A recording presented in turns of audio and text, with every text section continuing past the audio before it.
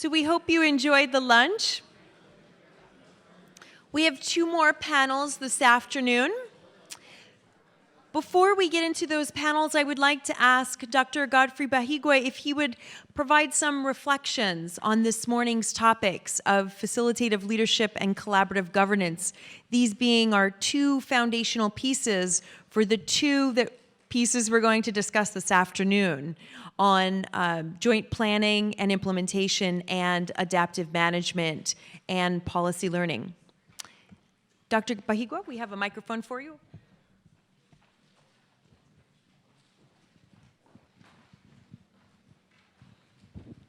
Thank you. I think we had very good and strong panels this morning. And I listened carefully. A lot of good knowledge sharing took place, as well as the different examples and experiences of the panelists. I think from the first panel about facilitative leadership, I mean, all I can say is, yes, it is very important, especially in the work that we do. Having leaders that understand the context is very important. Having leaders that can ally different groups to a common objective or a common goal is really important. Because if you don't, then it's like you are pursuing a personal agenda. And all results are achieved through teamwork. I'm being requested to stand up, right? I'll go to the podium. Yeah. Now I have forgotten my points.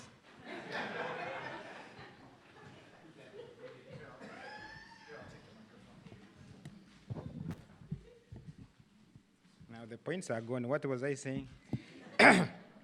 No, I basically was saying what I picked from the first panel is basically that leadership is important. And in these organizations where we work, they are multicultural institutions. So understanding people's culture, people's behavior, and then harnessing that towards common goals, towards common outcomes is quite important. And you cannot take it for granted that everybody will be on board, everybody will agree with you.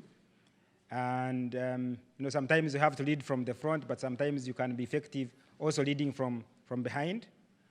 But certainly, for me, my takeaway from that session is in these organizations, teamwork, leadership is very important.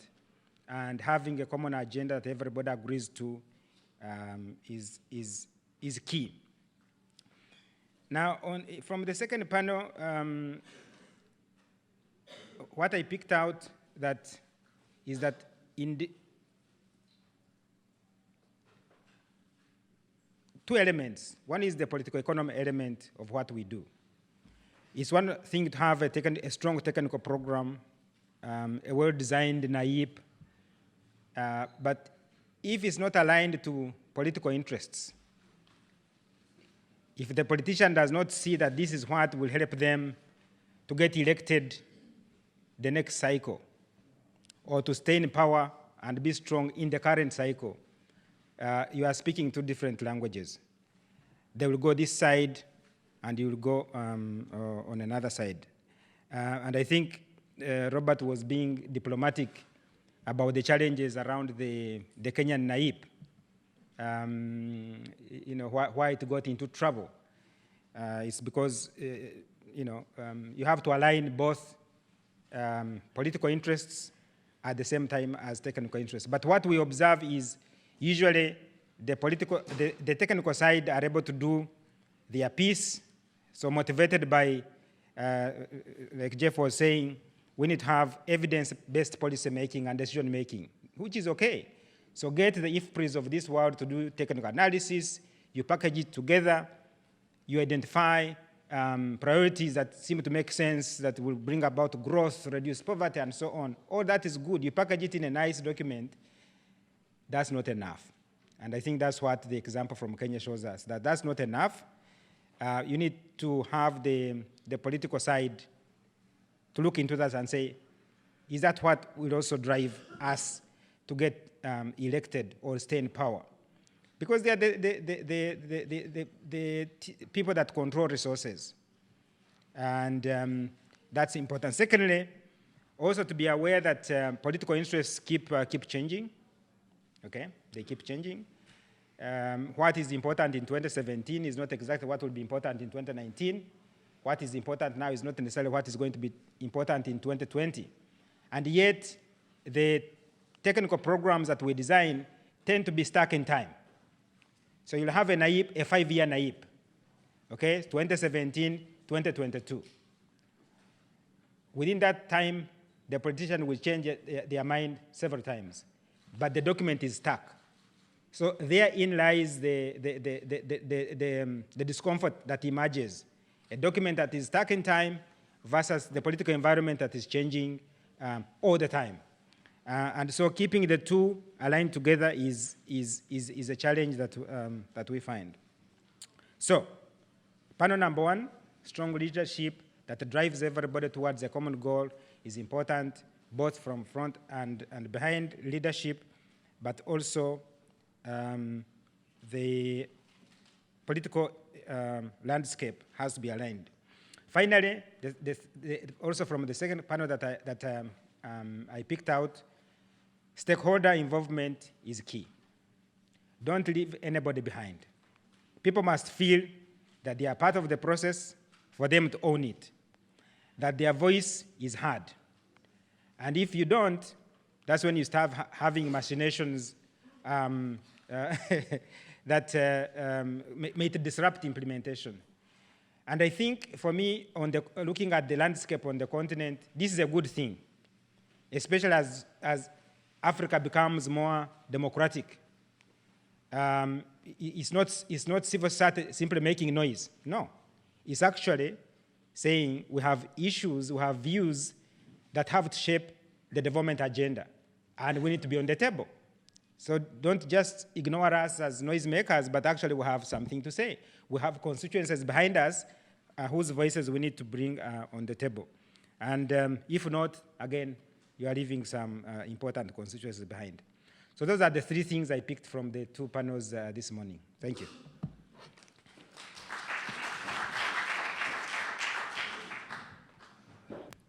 Thank you for those insights. So we're moving now into our third panel of the day. That panel will start in just a moment, and we have a brief video to share a bit of what we think about joint planning and implementation.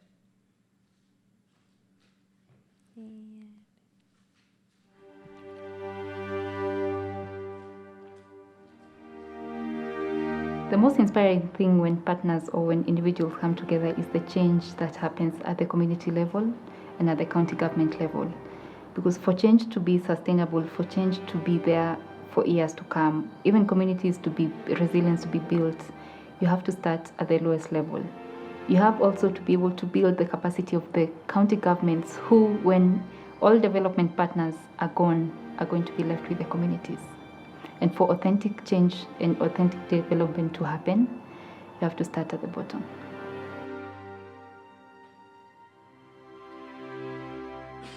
The beauty of partnership is the fact that it helps us avoid duplication. It avoids us avoid even tiring the members. Every partner comes in with their program, doing the same thing and wasting resources. But it sort of like helps us bring together, consolidate the resources and leverage on each partner's strength to be able to achieve our objectives, even independently as partners. Through joint work planning, partners have been able to address governance and policy issues. This is through having one or two partners or even three coming together to be able to leverage on what skills and expertise each and every partner has. For example, when it comes to the annual development plans at the county level, Partners are able to influence on what the government is able to prioritize on. Partners are also able to support the government to be able to develop the relevant policies, develop the relevant guidelines and regulations to operationalize some of these policies that are time-consuming, they're expensive, and then they're actually required, but because of the lack of resources, then they're never prioritized or even funded. The biggest reward when people are able to jointly plan together is, number one, you're able to achieve more than you have, because no one partner has the solution to every problem. So you're able, number one, to be able to even address some of the issues that would face your project or your activity that would undermine what you're implementing. And then number two is the ability to be able to address or build the resilience of the communities we are working with. Because for you to build the capacity and the resilience of the communities, then it needs to be multi-sectoral, it needs to be holistic.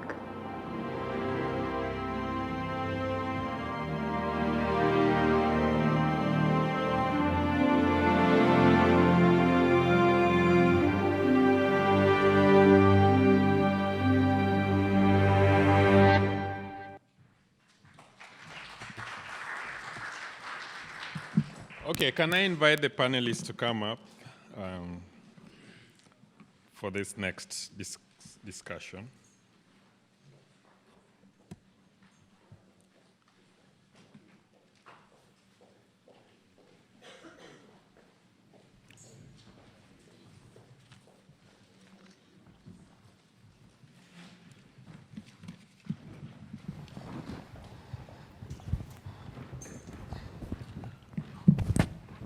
Very well. This morning we've talked about facilitative leadership as an important ingredient in making, in the process of agriculture transformation. We've also talked about the importance of having just the right framework for collaborative governance, for working together. But how do you actually work together? How do you jointly plan and implement? So this is an important, sometimes easier said than done process. And lucky for us that Africa Lead and partners have had some experience on this. And so this next panel that we have is going to help us cut through some of the important issues and questions and lessons that are emerging around joint planning and joint implementation processes.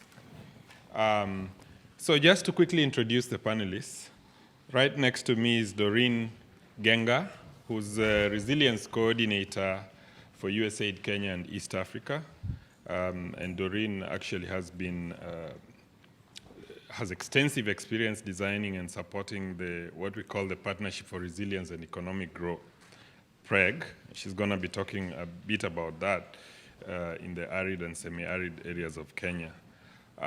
Next to Doreen is Daniel Deng, who's Principal Global Practice Specialist at the DAI Center for Secure and Stable States. And Daniel Deng is doing something similar to what Doreen is doing, but in a different context in South Sudan, where he's helping to develop this partnership for recovery and resilience, PFRR as we call it, which brings together a set of players in South Sudan. And Daniel's a thought leader in this area. Next to Daniel is Paul Obunde, who's from the government of Kenya. He's a policy and planning manager at the Kenya National Drought Management Authority, NDMA for short. And he's actually part of the partnership that Doreen and others have been helping to facilitate. And NDMA has played a critical, very important role as the government counterpart in the PREG partnership. So we really look forward to learning some lessons from Paul. Next to Paul is Mamadou Lamine Bar, who's from APIX. We heard about APIX earlier. It's an investment promotion agency in Senegal. And as Business Environment Director, Mamadou provides support for investors interested in doing business in Senegal and regulatory and regularly publishes resources for investors and partners. He has been helping to put together some platforms, investment platforms, regional investment platforms in Senegal. Really happy to have you, Lamine. And last but not least is Ernest Ruzindaza, familiar face to many of you. Ernest just joined the World Bank as a senior agriculture specialist, but way before that, he was a permanent secretary in the Ministry of Agriculture in Rwanda, and having worked previously as a director in that ministry. But he has also had a stint at the African Union Commission as a senior advisor to the commissioner in the Department of Rural Economy and Agriculture, and also as head of CADAP. So Ernest has a lot of experience in this area, particularly at country level, but also at regional and continental level. Okay, so that's the panel. Please give them a hand clap to warm them up. Thank you so much. So we'll follow exactly the same approach, ask a couple of questions, well, not a couple, a little more than that, and then get some feedback from all of you. So I'll start with Doreen, who's been closely involved in this interesting example we call PREG, Partnership for Resilience and Economic Growth in Kenya, which has a lot of joint planning and implementation work going on. And Doreen, could you tell us a little bit about what PREG really is, the experience you've had, and what we are starting to learn from some of the work you're doing? Okay, thank you, Robert. I think every time when I'm asked to speak about PREG, I normally say that I could take the whole day because I've been doing this for 6 years. But after listening to Jeff this morning, I'm taking that back. I cannot compare with 45 years. So if Jeff could take it, I'll also be able to do this in a short time. I think most of us, if not all of us, are aware of the 2011 drought that greatly impacted the Horn of Africa. And we had so many deaths of people as well as livestock. And so that whole dryland region had this great crisis that was seen across the world. And so USAID looked at what we had been doing, and for Kenya in particular, the northern part of Kenya had been receiving humanitarian assistance for about 50 years. And so we had to think and do business differently because, as we all know, the crisis across the world has been increasing and we all have limited resources. So for the first time in 2012, FTF resources were, and other development assistance resources were co-located in the same zone. And so that began what the process of developing this partnership became. And so in the beginning, we had the Food for Peace activities that were the humanitarian foundational pillar. And then there was the layer of the livelihoods projects, the resilience and economic growth activities in the arid land. Some of you may have heard of those two twin projects, as well as a health project. And so there were basically about 5 activities concentrated in that zone. Over time, we've grown to about 36 activities, USAID implemented activities across the humanitarian and development assistance spectrum. And so the activities that were being awarded at that time were required to work together, but the how was not defined. And the terminologies of sequencing, layering, and integration were given to us, and we sort of had to figure out what that means and make it work. And so that essentially, that is what gave birth to what is now called the Partnership for Resilience and Economic Growth, where it's basically a coordination platform that brings together the partners that implement USAID-funded activities in the northern Kenya, 9 counties, with the overall goal of ultimately reducing the humanitarian caseload. But we also take cognizance that for us to have that sustainable resilience capacities built, we also need the economic growth aspects, as well as just opening up the whole basket of what USAID has to offer, from education, programming, health and nutrition, conflict and peace, because of the context that we're working in. So in a nutshell, that's the partnership, and looking at ways We developed in the beginning our terms of reference. How can we work together? What are some of the things that we'll be doing together? And so joint work planning was one of what was captured in the terms of reference. We talked about learning and doing joint site visits. We talked about implementation and joint implementation. And as I mentioned before, how was not defined. And so over time, we learned, adapted, made some mistakes. And in the process also, we were part of what was then referred to as the joint planning cells. And we came across in one of our conferences the collaborative impact model that was developed, and there's a write-up by the Stanford University about that. So we took that and used that to develop our processes around joint work planning and joint implementation. And so we structured training manuals and workshops at the national level. That's at the Chief of Party and USAID AOR, COR's level, as well as at the county level where we have the implementing partners implementing different activities. So in a nutshell, that's what the partnership is. Great. And we've grown from there. Yeah, thank you very much, Doreen. And I'm going to jump over to you because this is really closely related. Paul, yes. You are part of this partnership, essentially. You are part of the NDMA, and this is about dealing with resilience in northern Kenya, as Doreen has eloquently said. How has that joint planning and implementation process that she has described helped NDMA to achieve its objectives? If you could speak to that for a few minutes. Yeah, thank you very much. In fact, Doreen has stated it very well that in 2011 there was a very serious drought. Mm-hmm. And in fact, in the country, that is in Kenya, we estimated that the loss as a result of drought was about $12.1 billion US dollars. That is between 2008 and 2011. And that really made the countries in the IGAD region to come together and decide that it was time to build resilience and move towards ending drought emergencies, so that drought will still be there, but it should not be turned into a disaster. Mm-hmm.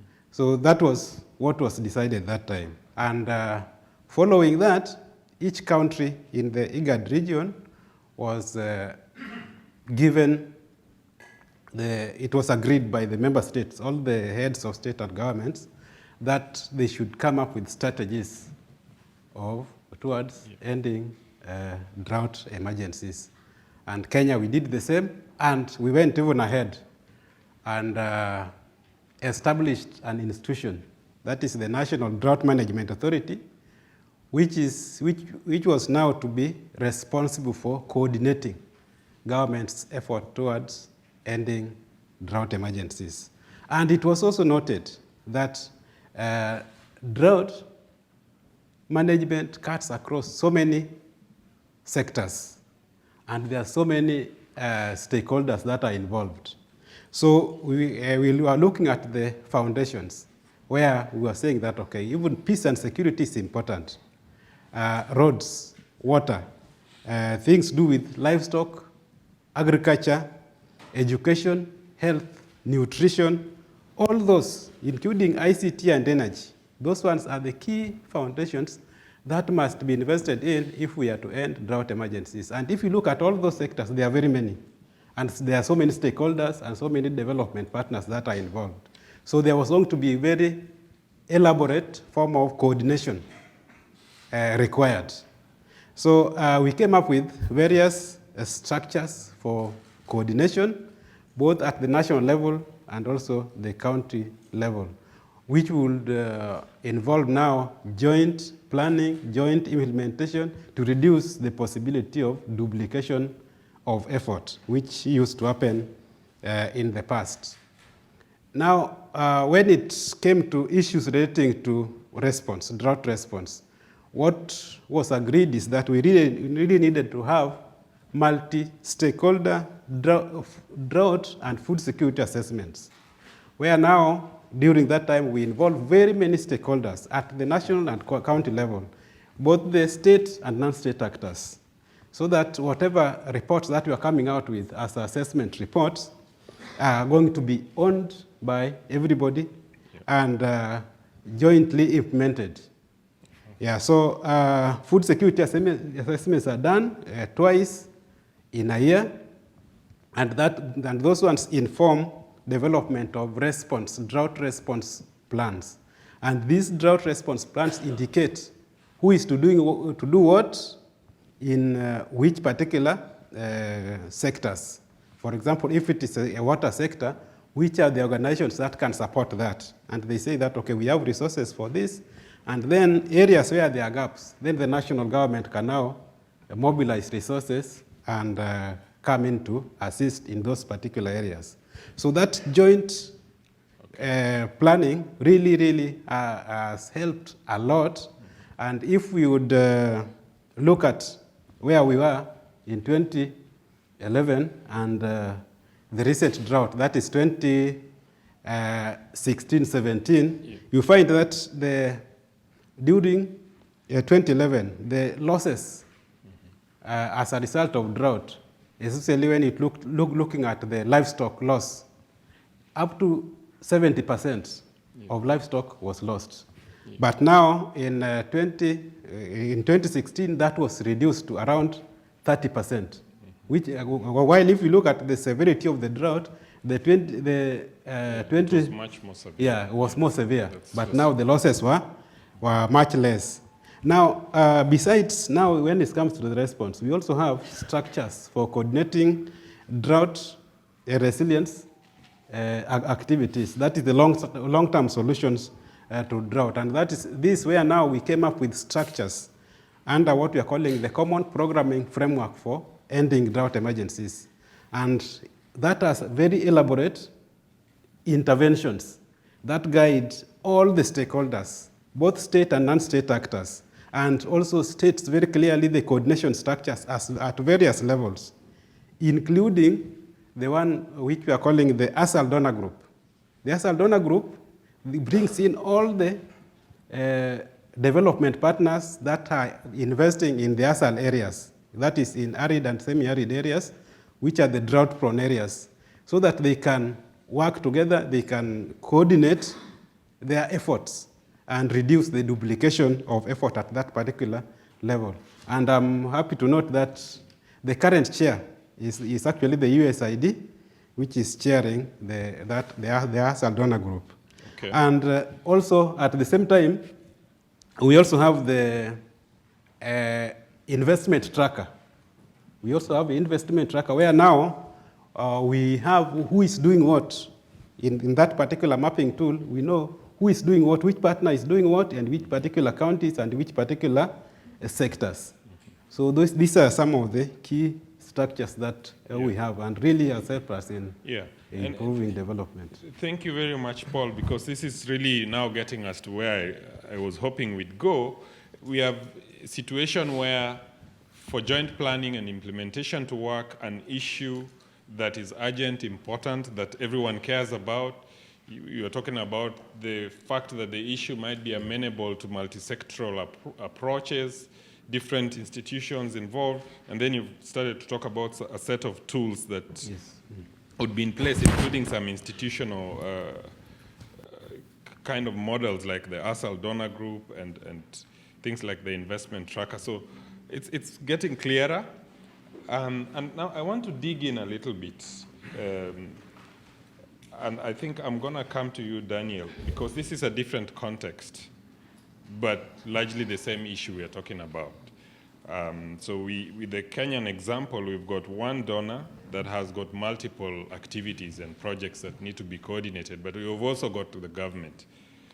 And I'm wondering, Daniel, you have been engaged in this joint planning exercise in South Sudan. You call it the Partnership for Resilience and Recovery, that also appears to engage multiple, multi-sectoral players. Could you share with us a little bit about the methodology you are using to develop that collaboration and to ensure that there is some jointness in the planning and in the implementation? Okay, thank you. I'd be happy to do that. But maybe just take a step back first to say a word on the partnership itself in South Sudan. I think it's opportune to be speaking after my Kenyan colleagues because in many ways, those are the shoulders upon which the South Sudan partnership is standing. The Prague, I think, definitely was a progenitor to a lot of the thinking and even the momentum that ended up in South Sudan. Of course, we're neighbors. However, I think we cast a bit of a different net, I would say even a wider net, when it comes to the agencies involved and also the sectors. In terms of agencies involved, we're starting with a score of donors rather than one. And likewise, most of the UN agencies and all of their implementing partners. So from an agency standpoint, it's quite a wide net, which obviously has a lot of additional challenges when you talk about collaboration and coordination. In terms of the sectors, we're looking at a very integral framework that cuts across sectors, including food security, but also basic services, peace building, and other sectors. And with respect to the unit of engagement, whereas I believe Prague is more at the national level, the Partnership for Resilience and Recovery is drilling down to the community level. So those would be the distinctions. However, important to say that we were standing on the shoulders of a great one in Prague. Also, we had another pair of shoulders that we've been standing upon, which is USAID mission in South Sudan, very dedicated to facilitative leadership. And I would say that a big part of that is our friend Jeff Hill here. It's good to see you again here. But the entire mission also being supportive of that approach. Now, getting more to your question, what is the learning that's come out over the last 2 years with respect to joint planning in South Sudan? I think I can probably categorize it along 4 dimensions. One is a political dimension, which was spoken to earlier, the importance of the political dimension. There's also a technical dimension. There's a practical or pragmatic dimension. And then there's one which is kind of softer. I call it a sympathetic dimension. In terms of the political dimension, we've learned lessons both at a local level, at the community level, so to speak, and also within the broader national context. At a community level, it was very important to identify the champions within the community who would spearhead the enabling environment for the joint programming, to really take it and hold it. And that included representatives from different stakeholder groups, starting with the governor, extending to the king, the bishops, the women's leaders. These people stepped forward and really took charge of creating an enabling environment for this planning. However, I would say that in and of itself is probably not enough, okay? Because one important question to ask is not just how do you help people coordinate better, but why don't people want to coordinate in the first place? You know, and when you start looking at it from that standpoint, the political necessities start to become very clear. And in our situation, what helped was for the donors to have a commitment, and that commitment to be aligned with the community champions. That alignment for joint planning creates a space in which all that myriad of actors in the middle kind of naturally now start to coordinate and cooperate. Okay, so that's the political dimension. From a technical standpoint, there was the issue of data and language. Everyone is speaking different languages. Everyone has their different metrics. Everyone has their different ways of saying the same thing. And so there was a real challenge to get everyone on the same page with respect to language and metrics. And then the data itself. There was quite an intensive process of bringing all of our data sets together, finding the gaps, filling the gaps, and then an IFPRI, and John over here, Ulimwengu, played a very big role in this, bringing that data back to the joint planning process in a way that there was a common reference. That starts with baselining, also benchmarking, the indicators. So now people are talking the same language, using the same concepts, and referring to the same data. I think that was a huge piece of work that we did, which was quite important. On the pragmatic level, the activity mapping exercises that were required, which basically says who is doing what, where, and with what resources, and under what constraints. That very pragmatic, practical question of footprint allows us to see, rather than pie in the sky working together, what can really be done to converge resources at the level where the rubber hits the road. So that was quite important from a pragmatic standpoint to do that activity mapping. I would say the sympathetic dimension, which sounds the softest, to me is probably the most important. You know, it's that subtle quality of kind of relational disposition and intelligence that people have, people wanting to work together, people trusting one another, people talking across silos is not just an issue of being in the same room, but even opening up to one another, sharing information. And that comes slowly. That comes slowly, and all the other dimensions, all the technical work, all that other stuff allows us to interact long enough that we start building up those sympathies. And I think that culture of collaboration and coordination is something that I've seen is now taking root in South Sudan. Yeah, thank you very much. Very interesting, and thanks for sharing those 4 dimensions and the lessons around them. Mm-hmm. And I hope all of you are seeing that this actually happens at a really practical level. This is people talking, discussing, and doing things in communities and building trust and beginning to share their plans. And even the data and the language begins to align. So it gets really, really practical. Thank you so much, Daniel, for that. So far, we've been discussing joint planning and implementation in sort of a fragile, vulnerable kind of environments where there is an urgent need, and maybe there is perhaps a little bit of incentive and pressure for people to come together and synergize their actions, but it doesn't have to be only in those contexts.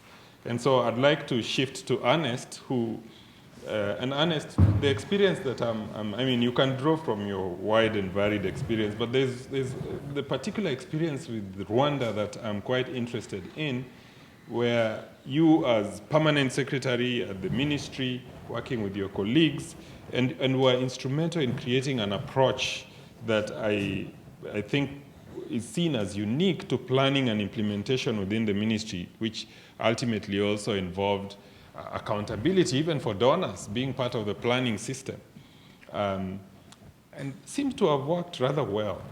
Could you share that experience with us and maybe point out to what you think might have made it successful? That's assuming you consider it successful. Thank you, Robert. Good afternoon, everyone. Okay. Good afternoon. I want to start saying that, Rwanda, I mean, we are talking about a country that was really bankrupt in '94, and now that can share experience.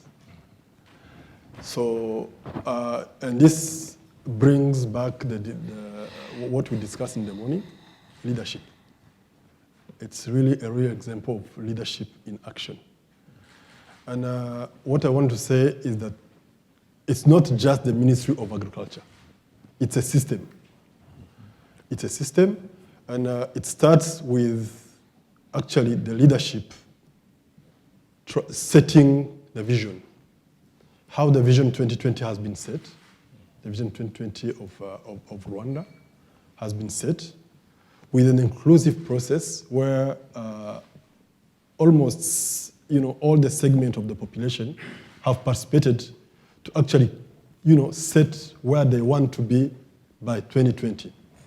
And that vision was actually operationalized by different country plans that were led by the Minister of Finance. And those country plans then were informed by sector strategies. In this case, for agriculture, the sector strategy is called PSTA, that is French, Plan stratégique pour la transformation de l'agriculture, which is a strategic plan for agricultural transformation. And I think that plan was, let's say, set some example, even in the country, the way it was planned. It was informed by district plans, of course with analytical studies from IFPRI and from other partners, but then consolidated as a plan that will implement the agriculture chapter of the country plan. And it was coordinated through the sector working groups, operational sector working groups, which were led by the permanent secretary. They are actually led by the permanent secretary even today. And that is something that I think it's very important. I know that in many countries you have sector working groups, but most of the time they meet, but they don't have an agenda. The agenda of the sector working group is to see how the strategic plan for agricultural transformation is being implemented, and how does it, how does Rwanda do it? So every strategic plan is actually informed by, let's say, a policy matrix. Here, for people who are familiar with the World Bank, budget support, in Rwanda, we do the policy matrix for all partners, who are participating in this joint planning. The policy matrix highlights key policy areas that need to be implemented if the country or the ministry want to achieve its objectives highlighted in its plan. So let's say we have 10 policy actions, and those policy actions are the ones which are evaluated during the 5 years. Okay. They have milestones and they are evaluated. And they are actually captured in what we call CPAF, the Common Performance Assessment Framework. And that is the accountability system for government. So government is accountable to all partners who are supporting it to implement the plan.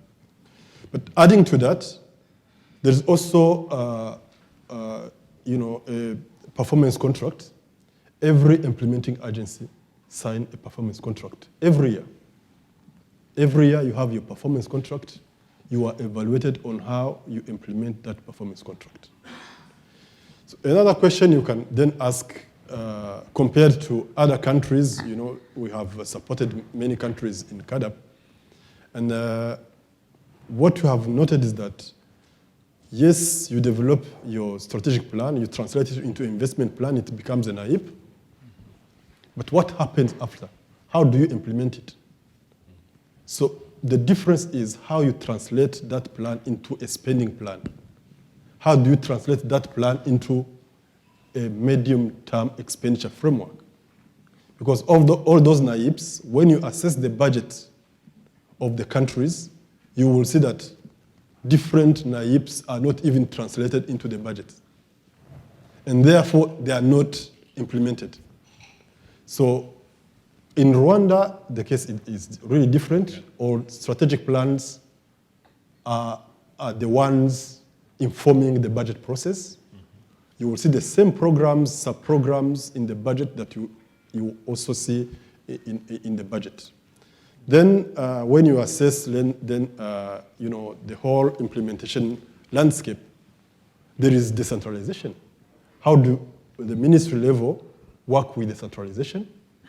So in developing the district development plans, the DDPs are the ones informing the strategic plans.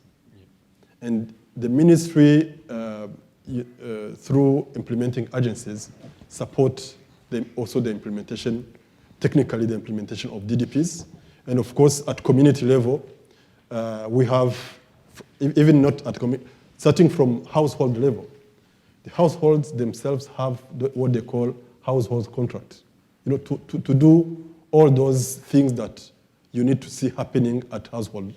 And then they are evaluated, in their community meetings. Yeah. And this is really how the accountability is structured. I'm not going beyond that, and also saying that, mentioning other structures like how the dialogue is conducted. There is a dialogue meeting where the president himself will meet people from village level to, let's say, Senate level. You will see all those decision makers from the village meeting for 2 days, discussing how they are actually implementing, the country plan, and then taking actions.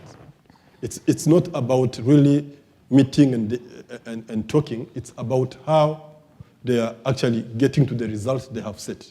Okay, so these are like evaluation meetings. This is evaluation, but also taking action towards future plans. So without I think if I go that long, I can actually bring other examples. Yeah, I know it's quite elaborate. It could Thank you take a very long much. time.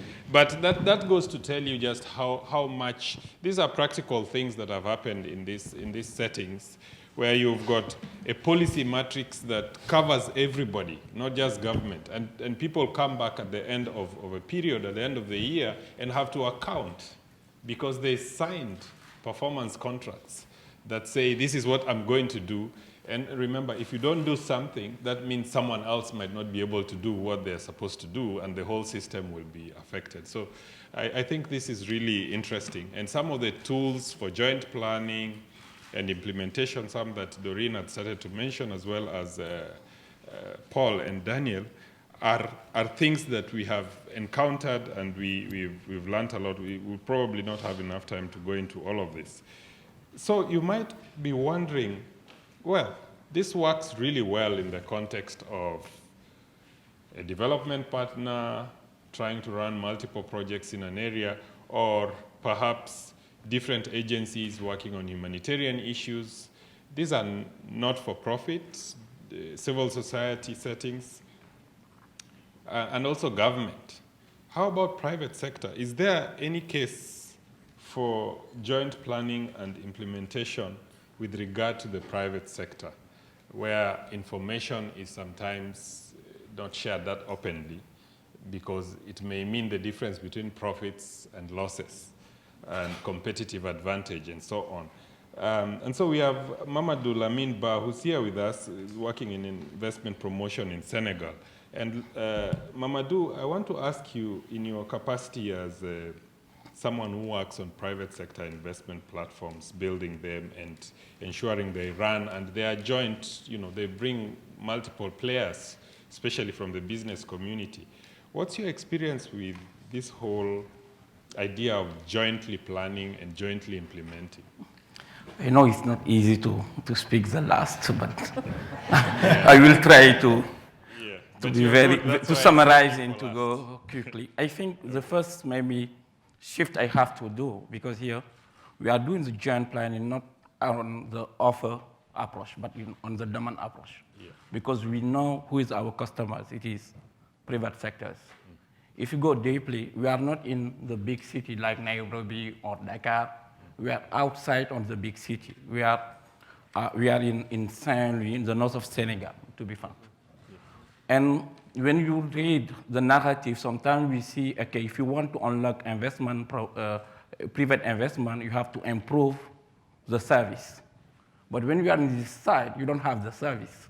You have to create the service. It is the first thing we have to, the challenge we have, because we know how to improve the process if we have the existing process. And now it is how we have to work together outside to the big city and to improve the process. It is the mind of the investment platform. I know CADAP have proposed something, investment platform, which is a multi-sectors, actors have to discuss. Here we're going to do, okay, we have the first thing to do, we agree to share the working space. We'll be on the same space.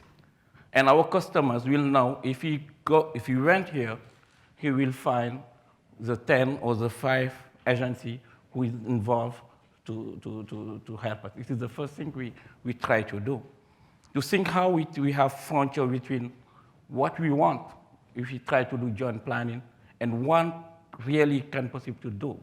Our first workshop, I think Mr. Aliou is here, we just say to the person when you come, you can say, what you plan to do on this area.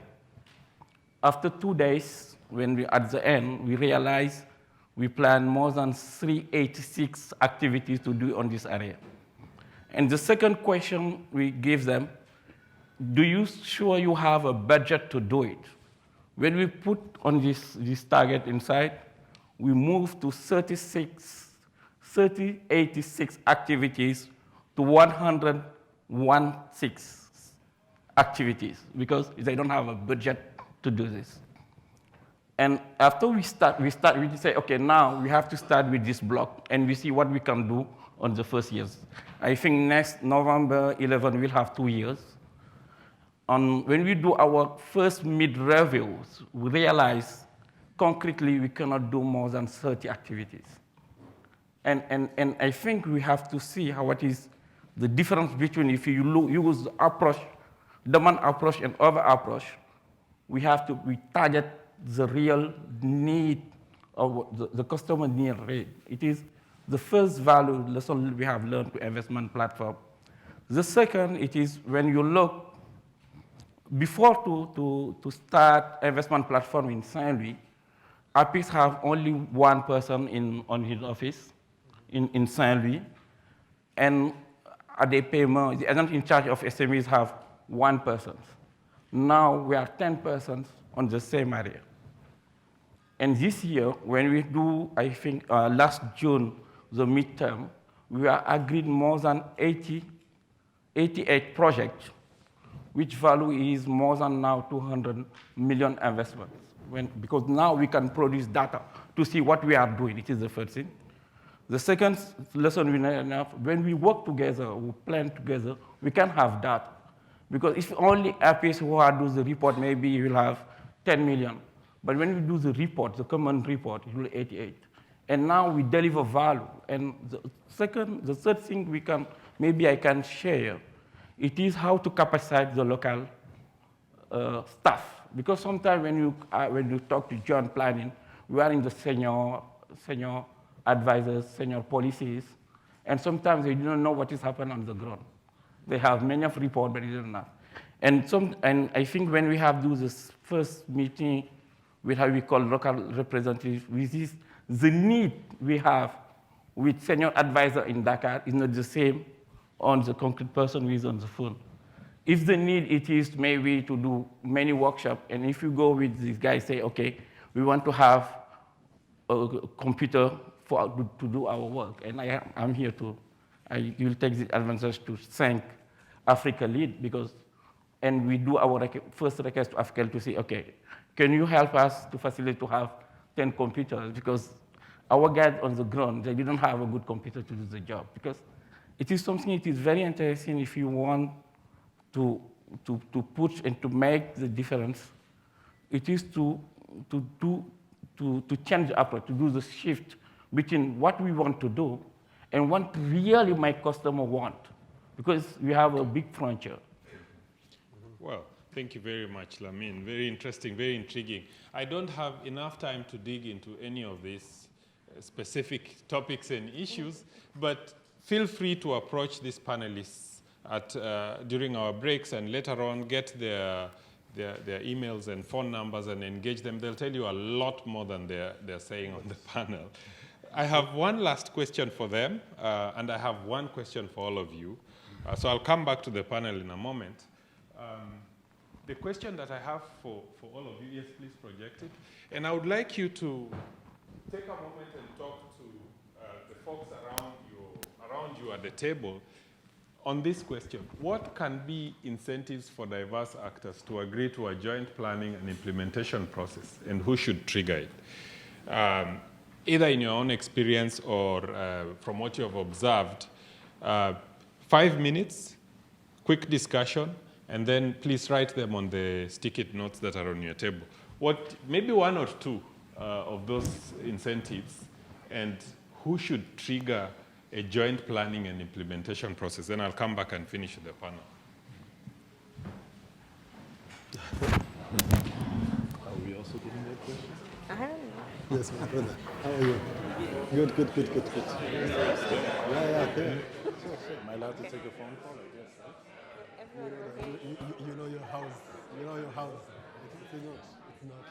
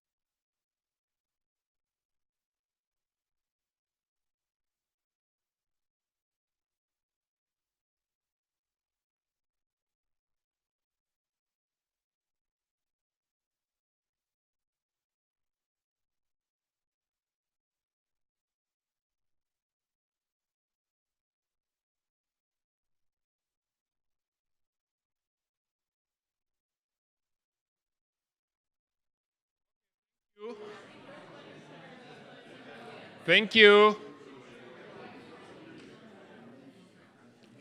All right.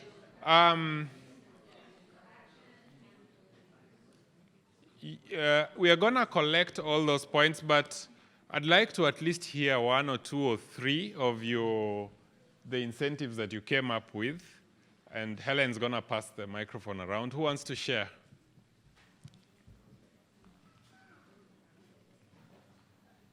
Sure, we'll share. Right here. So let's start here. It's on. Okay. We're up here at the front. My name's Dawn Jalise, and this is Ada. We both work for USDA in the Trade and Scientific Exchange Division. And so we was like, what would be the incentives for diverse actors? And we set improved processes, for getting goods to the market and so on and so forth. Improved food security and the improvement of livelihoods.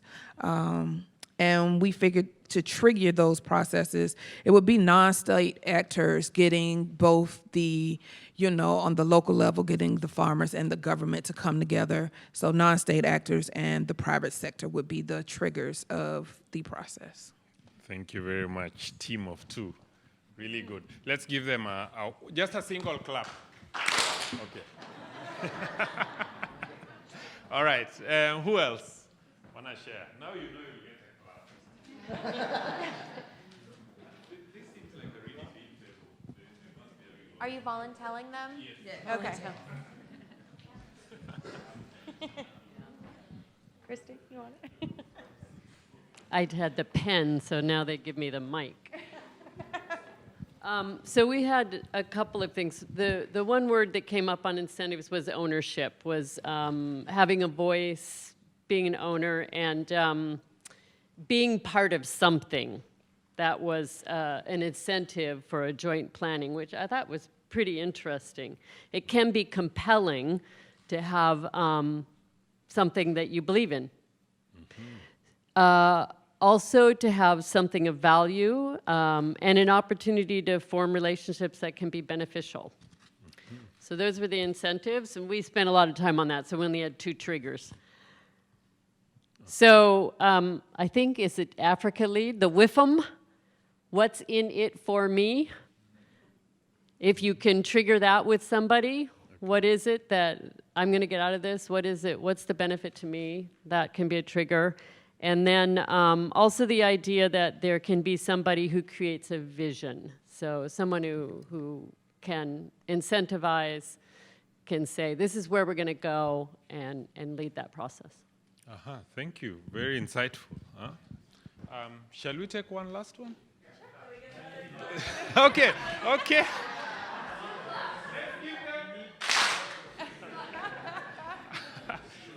For 2 claps, you got to do it twice. Yes, go to that table at the end. Christy will want to clap. Yes, thank you. Yes, thank you. I think the group, probably these people heard what we're discussing, because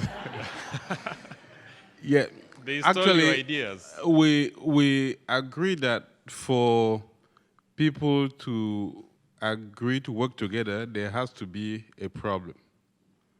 So when there is a problem, if the problem is genuine, even if people are not in agreement on everything else, at least they are in agreement on the fact that there is an issue that has to be resolved. That's the first incentive. And the moment people start working together, let's say they give it a try for the first time, if they see benefit in that, that can now fuel the joint action, both in planning and implementation going forward. If you try once, it's success, and you are happy with the benefit that you are getting, the next time you will still be part of the game. And also, one thing that we didn't quite complete discussing was that who triggers that? Someone has to start from somewhere. It could be a visionary leader, as Ernest presented for the case of Rwanda, but it could also be another interested party with a very strong belief that something has to happen and then start raising the issue. I think, in a nutshell, is it what we agree, or you wanted to? Okay. We also said that. Okay, pass it along. We also said that it's, and it addresses something before. Somebody was talking about different cultures and people coming with different interests. Actually, that can be a negative, but can also be a great positive because people bring different things to contribute. Everyone comes to the table with different skills, and because of their different interests. And so then you can actually gain a lot more by working together because of those different contributions than working alone. Yeah, great point. Thanks, Steve. Diversity can be a positive, not necessarily something that takes away. Let's give them. Okay, thank you so much. I have a few minutes left, like I promised, to come back to the panel. And if you did discuss and you have got some points, please remember to take the sticky notes to the back there and pin them on Meredith's easel. Back to the panel. I have one last question, and if you'd like to comment on the issues that have, on what the others have shared, that's fine too. And what are some of the risks and problems that you're likely to face, or you have actually faced, in working with diverse partners in a joint planning and implementation format? I think I'll start with you, Doreen, and go right to the end with Ernest, if you can be really quick and concise. Okay. I think one that has transcended time is the procurement processes and systems that we have. And often partners will say, by the time we're awarded, there's no space and time, and there's a different activity that's closing, there's another one that's coming on, and then when you look at the counties that we work in, they also have their own planning processes, you know. So having all those different things happening in a complex system is a risk and also an opportunity for creative thinking and figuring out what's your entry point versus trying to figure out the whole thing and not take any steps forward. And so for me, I think that's something that we have to take into cognizance to take the step that you can see as you make progress. You can make those adaptive changes as well. Thank you very much. Procurement systems, very different. It's a minefield. How about you, Daniel? I think, at least in South Sudan, where it's both partnership but also trying to put community first in the joint planning, the risk is that there's incoherence across the political, the technical, and the community domains. You know, and a big challenge is getting these things coherent. And there's a lot of friction in that, and there's a lot of room to get people upset and have them pull back. And people get upset for different reasons. I'll start at a community level. I wouldn't call it necessarily getting upset, but maybe get disillusioned by the fact that all this technical, complicated talk and measurements, and they see something very basic, you know, and they want to just roll the sleeves up and get it done. But we're coming with all these technical things and trying to align that community space, which is where the rubber hits the road and should be the apple of our eye, and I think it is. But at the same time, we have all these other requirements that don't necessarily speak to those needs. I think I would say that coherence is, and I could talk of other levels of incoherence and how people can get upset, but that's a different story. Yeah, I can only imagine. Yeah. All right. Okay. Thanks. That's another interesting one. How about you, Paul?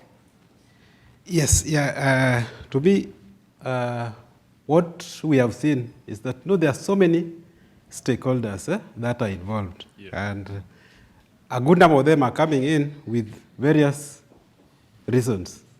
And some of that is self, because they want to see what is it that they are going to get from that particular joint planning. And that can really be a very serious risk, because they come with a specific purpose. And then the moment they realize that they are not going to gain that much, then they start not attending those meetings. They lose the interest. Yeah. Yeah, so some have ulterior motives and hidden cards under the table.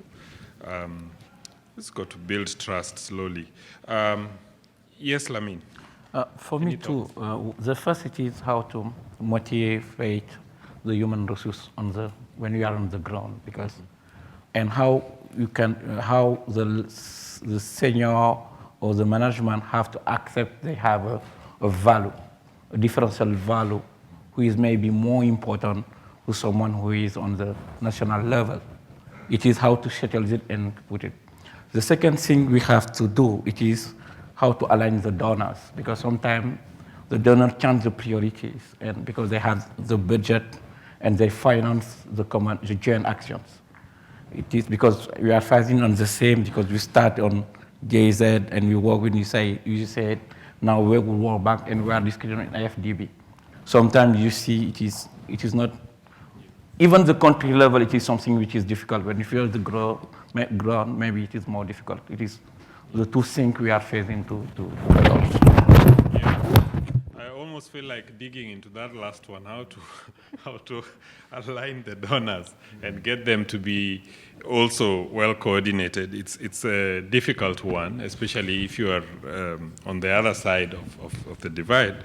But anyway, we may not have time. Ernest, your thoughts on this? Starting from the last one. Okay, actually, yes. You wanted to, I think there is an experience in Rwanda where not only government accounts, but also development partners accounts. So there is what you call development partners assessment framework. That is a framework where partners also, show what they want to do to support the country plan, including aligning to the country systems, including implementing all those declarations from Paris to Busan to Accra to all, So all those are actually part of the DPAF, including then the specificities of what the country has agreed with partners. Let's say USAID. When USAID was evaluated by that time, when I was there, the key thing was how USAID use the country system. You will see that everything, USAID is on plan, USAID is, then when it comes to country systems, then at that time, USAID was not using the country system. You will evaluate other partners. So there are a lot of metrics where they're evaluated. And every year, they meet the Minister of Finance with all permanent secretaries in a retreat. All development partners, head of development partners institutions, with the Minister of Finance to go through the CPAF, the performance assessment of the country, and the development partners assessment framework of the donors, to discuss how together they're actually pushing the country agenda. And I think this is really also a big incentive to come and work together. Yeah, thank you very much, Ernest. I appreciate that. I know that firmness is one of the things that's important. Once the rules have been set and you agree on metrics and so on, and you've got to insist. And in some countries, I think Rwanda probably was one of those examples where some partners walked away because they were not willing to be part of that joint process. And where the government and the players are really firm, they say, well, it's okay. You can walk away, some tough love. And after a while, they come back and realize we've got to work with everybody else. So that's really useful. Thank you so much for sharing with us. We've run out of time, and so I want us all to thank this very good set of panelists. They shared their experiences with us, and also thank you so much for participating. Let's give 2 claps. Give. Thank you so much. Thank you. All right.